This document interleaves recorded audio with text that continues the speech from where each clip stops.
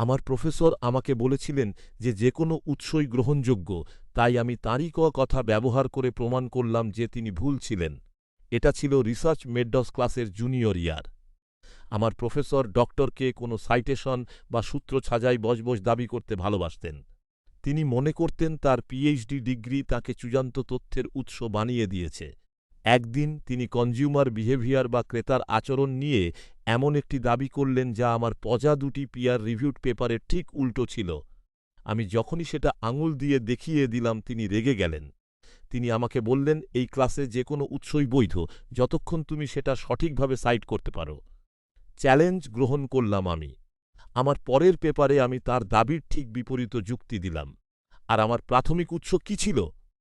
৩ সপ্তাহ আগে তাঁরই একটি লেকচারের ট্রান্সক্রিপ্ট, যেখানে তিনি ভুলবশত নিজের যুক্তিরই বিরোধিতা করেছিলেন। তিনি প্রথম দিন আমাদের যে গাইড দিয়েছিলেন, ঠিক সেই নিয়ম মেনে আমি নিখুঁতভাবে সাইটেশন দিলাম। তিনি যখন পেপারটি ফেরত দিলেন, তাতে একটি নোট লেখা ছিল যে যুক্তিটি শক্তিশালী, কিন্তু সাইটেশনটি অগ্রহণযোগ্য। আমি হাতে সেই গাইডটি নিয়ে তাঁর অফিসে গেলাম। আমি তাকে ফরম্যাটটি দেখালাম। আমি তাকে উদ্ধৃতিটি দেখালাম। আমি জানতে চাইলাম ঠিক কোন নিয়মটি আমি ভেঙেছি। দীর্ঘ নীরবতার পর তিনি আমার গ্রেড পরিবর্তন করে A- করে দিলেন। তিনি আমাকে বললেন যে সাইটেশনটি প্রযুক্তিগতভাবে বৈধ কিন্তু রুচিহীন। আমার জীবনের কোনো গ্রেড দেখে আমি আগে কখনো নিজেকে এতটা বিজয়ী অনুভব করিনি।